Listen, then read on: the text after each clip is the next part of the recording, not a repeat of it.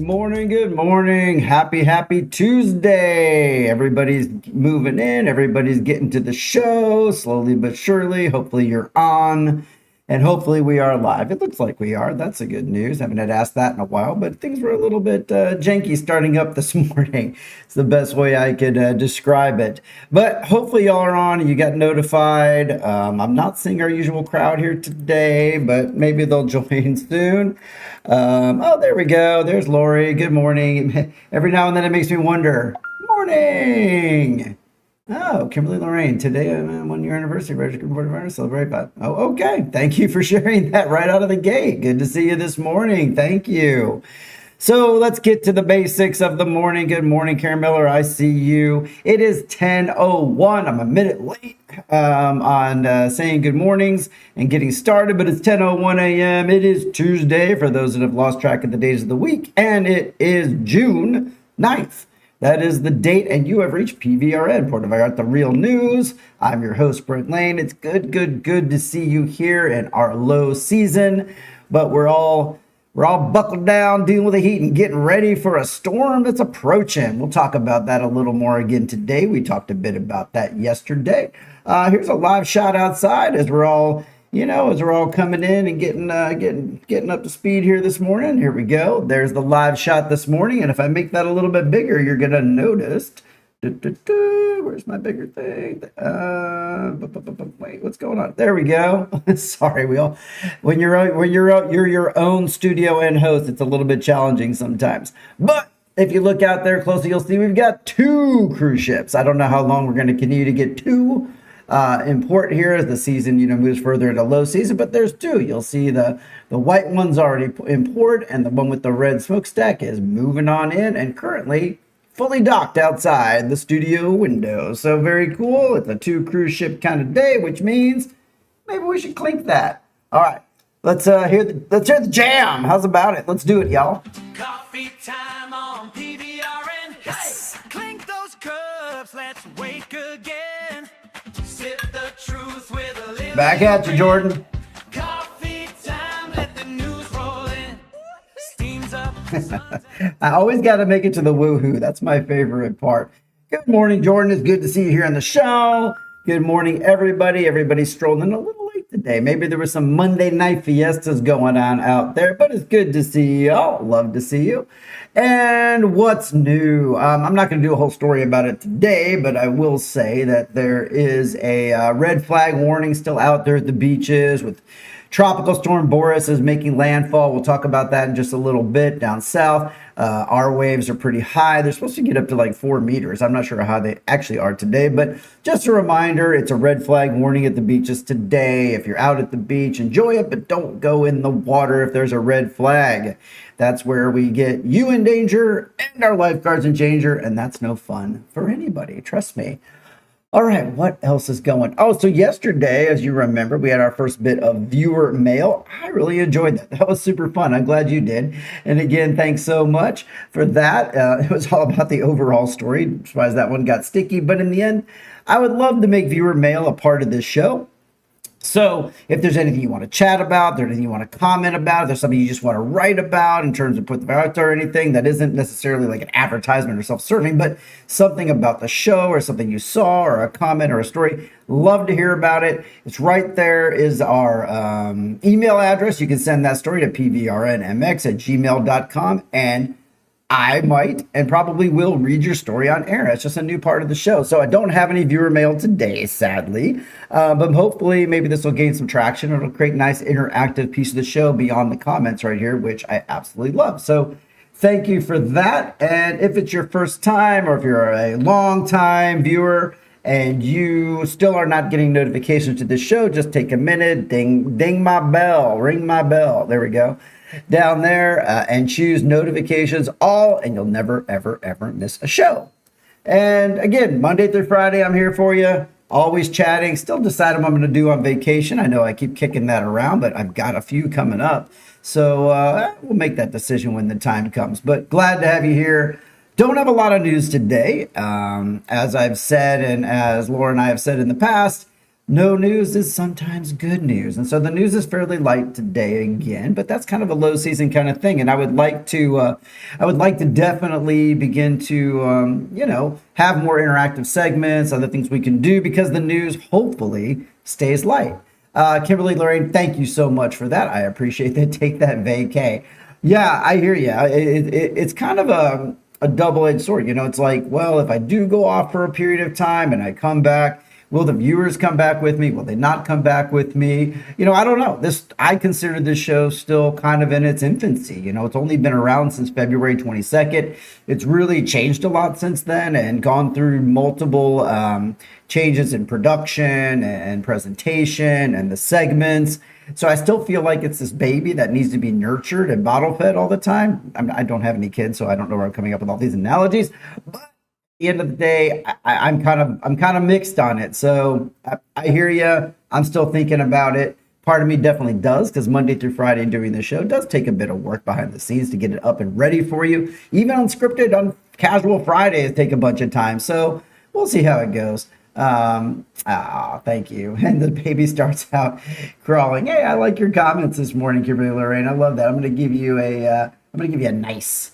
Oh, there we go. And maybe even here we go. Maybe even a clap. Thank you very much. Thank you very much.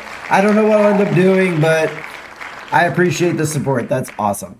All right, let's move into the news today. So number one, check out this cool effect I did today. Check this out.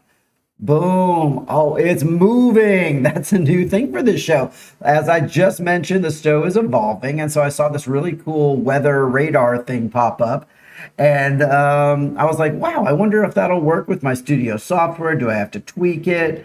No, it works really well, actually. So let me show you I'll give you a full on. Look at that. Oh, I know. For you, it's like, wow, Brent, you have a GIF that moves on screen. That's amazing. I know. It's more amazing for me than you for sure.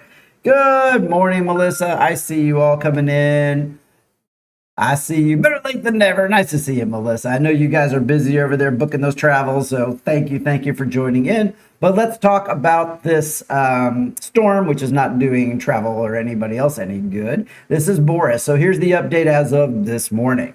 Tropical storm Boris has weakened into a tropical depression after making landfall along the southern Pacific coast of Mexico.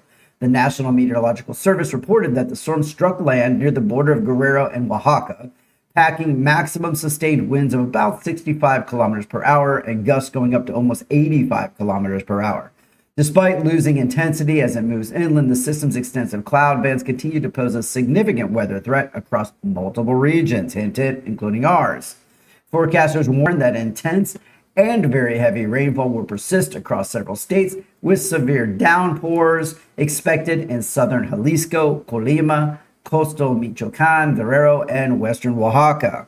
Authorities have issued advisories for coastal regions regarding strong wind gusts and elevated wave heights, again up to 4 meters, hence that red flag warning today in Puerto Vallarta. And residents in vulnerable areas are urged to remain alert to official safety notices due to ongoing risks of flash flooding, river levels rising, and potential landslides. Now, I think we're definitely going to see a lot of rain. We might see some flooding, especially in those areas that tend to always be flooded. People here definitely know about a lot of those roads. So just be cautious. Keep an eye out on the weather. Right now it looks fine. But just be ready for it. Be ready for maybe a power outage. I don't know. I'm not really sure how much we're going to get. I feel like this is going to be fairly minor, but I'm definitely not going to go on the record and say, okay, let's just be easy breezy about it, because this is still coming in. And it gives me a chance to show my moving graphic again. That's kind of fun. All right. With that, let's cheers to no bad, real bad weather, but some rain's okay. And a little bit of lightning storms are kind of fun too. So let's do that. Y'all ready to do it? Let's do it with me now. Come on, Melissa. I see you. Let's do it. You missed that one because you were slow. Boom. There's number 2. All right. Moving on with not a big news day. Oh, you know what? I don't get to do video on this show very often, and I know I teased it up in the headlines. But did y'all see that croc that was cruising through the marina that's been posted on social media a bunch last night? Now listen, I don't want to steal John's on cue croc cam every Friday, but there was a video posted last night of a massive croc, And as you know by now, the studio for PVRN is up here in the marina. So you ready to check this out? Here we go. Here we go. Let's see here. Here we go. Boom. No Wow. mames. Graba porque no inventes. Wow. No mames. Yo nunca había visto. No. Lo mandé a mames. traer para ti, Whoa. Whoa. Con razón He me just quedé- breezes through that chain link fence, doesn't do anything, y'all. Oh my gosh. Did y'all enjoy that video? That was crazy. That's definitely right here in the marina. It looks very familiar to a place we walk. I see all those hearts and worried faces coming through. Wow. Lori, do you want me to ship you a croc? I mean, they're cute and cuddly and they're kind of nice for exfoliating your skin. Hey, Lily, I see you. Good morning. I think I missed you when you came in. Yeah. So, yeah, tell me what you thought about that. Yeah, like our viewership just took a spike. That's pretty funny. Wow. Yeah. With Lori's got this. All right. Here we go. Let's just out this right now, Lori. I'm sorry you threw it out there. Anybody else out there have a fear? I didn't say irrational fear. Would have thought it of monkeys. Now, Lori, you're my cousin. You join the show all the time. Super, super thankful for that. But I know you've got this problem with monkeys, and I've known it for a long time. Does anybody else dislike monkeys? Anybody? You come on this show, you're just open for it. Anybody else? If you've got an issue with monkeys, let's hear about it. Put up a monkey picture. But I'd love to know about it. I feel like, lately monkeys are kind of getting a bad rap. We watched that movie not that long ago about the monkey that kind of like tore up everybody in that house in Hawaii. Primate. Yes. Okay. So Melissa loves monkeys. Okay. So even after watching Primate, for those who watch it, that might have validated you, Lori. I mean, monkeys can be kind of scary, like when they get mad. But no, okay, so you love monkeys. Maybe most people love them, but if you love or hate monkeys, I'd love to hear about it in the comments. Just because it's low season, we ain't got that much to talk about. Let's talk about monkey fears. All right, once again, I hope you guys enjoyed that croc video. That was nuts. Definitely let's hear about it. All right, so let me tell you about it. That's kind of funny. I showed you all the video and I totally didn't read the story. That's pretty funny. So, a massive crocodile caused quite a stir in Puerto Vallarta after it was captured on video casually crossing a public street. Local residents and onlookers watched in amazement as the large reptile navigated the urban pavement before making its way towards the fence. The striking footage quickly circulated on social media and PVRN. And so that's just highlighting again, we do get a lot of frequent engagements between urban development and the wildlife here. They were here first. We know that. So this video definitely shows and proves that standard boundaries are very little obstacles to local wildlife, and a giant crocodile could just walk on through that barbed wire fence, didn't bend it, didn't mess it up. I mean, that just kind of tells you that it's just like when you're walking along in the marina, you see those areas where the barbed wire fence has been pulled or stretched or destroyed. Well, it doesn't have to be there where the crocodile crossing is at. So once again, local authorities and wildlife tracking personnel remind the public that such sightings are common in the area, and because we're sitting right next to a natural estuary and habitat. So residents and tourists are just advised to maintain a safe distance. Those people I think were videoing from a car, hopefully don't get out. And just to notify emergency services when they encounter a protected reptile in a residential or commercial zone, or just keep moving on by and let the croc go where the croc needs to go. See Jordan's got see, there you go, Lori. Jordan, CJ Tolvo over there has a rational / irrational fear of chimps. You're not alone. Okay, moving on. We got a report from, the Anderson report. Whoa, he's back. All right, let's see. Whoa. Okay, hang on. I just pushed the wrong button there. Okay, well, all right. I was going to put up the Anderson Report graphic, but I cannot. But thank you so much for the Anderson Report graphic, or not having it today. It doesn't work on this screen. But so Chris Anderson of the Anderson Report sent me this story last night. I don't have any photos for it, but I do want to talk about it. And he actually went on site and tested the story. So that's kind of exciting. So overall, what's going on is the Mexican Health Authority, which is COFEPRIS. It's always tough when the acronym's longer than the entire thing. Crocs are going to do what Crocs are going to do. I hope you got to see that, Eric. I see your comments. So the Mexican Health Authority is now strictly enforcing prescription laws across tourist destinations to halt the unregulated sale of controlled substances and antibiotics. Under these heavily enforced regulations, foreign prescriptions from the United States or Canada are no longer legally accepted at local pharmacies. Travelers and residents must now consult a licensed Mexican physician to obtain legal prescriptions for antibiotics, strong painkillers, anxiety medications like Xanax. Now, to accommodate the shift, many pharmacies throughout Puerto Vallarta now feature on-site medical offices where individuals can receive a brief low-cost consultation to safely acquire the necessary documentation, aka prescription, for that medication. Now, in addition to tightening controls on restricted drugs, broader Mexican medical reforms now mandate that all physicians write prescriptions using generic chemical names rather than specific brand names. I like that one. This specific legal shift aims to prevent pharmaceutical monopolies and ensure patients have access to more affordable medication alternatives. Now, this isn't my area of expertise. If somebody out there has more expertise in that area, why a physician should put a brand name on there, or maybe certain ones are better than others and shouldn't be listed as generic, chime in. That's above my pay grade. So, pharmacies are heavily monitoring their inventories as authorities warn that establishments caught selling restricted items over the counter face immediate closure and severe legal penalties. Both expats and vacationers are advised to plan ahead, carry official medical documentation from home, and utilize local on-site clinics to remain fully compliant with Mexican federal law.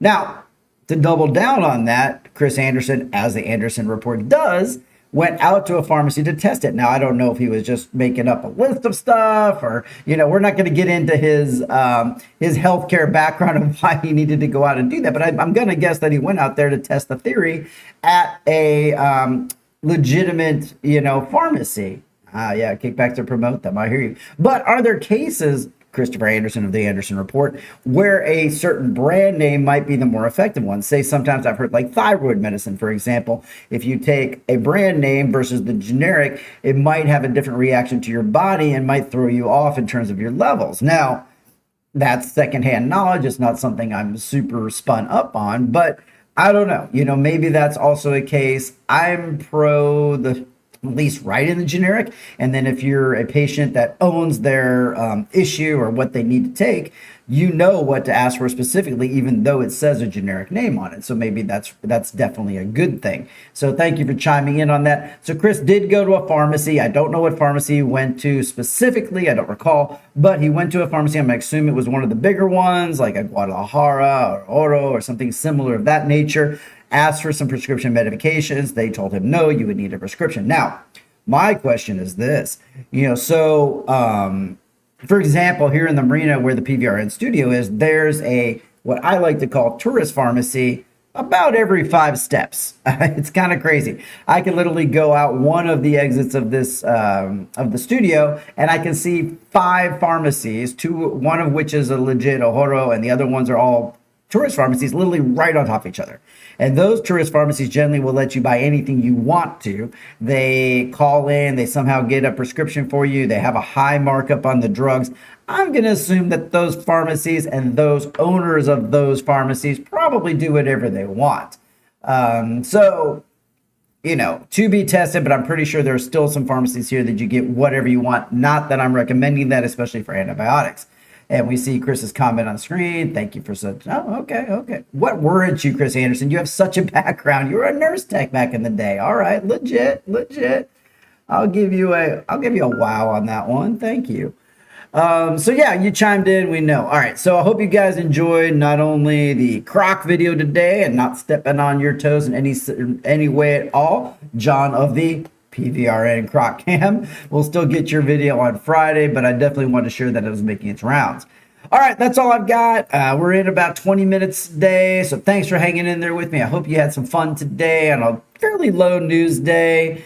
Thank you, Chris, for your wit. We will definitely ask about your dancing career next time. Let's do that on Casual Friday. Let's hear about the Anderson Report's dancing career. Maybe even share a video now that I can show those on screen. That'll be kind of fun. I want a video of you dancing in the Navy. That just sounds so freaking amazing. All right. Have a great one, y'all. It's time for the credits. We're going to say goodbye till tomorrow. We'll see you live again right here. Thank you. We'll show it no matter where you are. Have a great one, y'all. We'll see you tomorrow. Keep on dancing, Anderson Report. There we go. Thank you. Have a good one. I see your comments, y'all. Bye.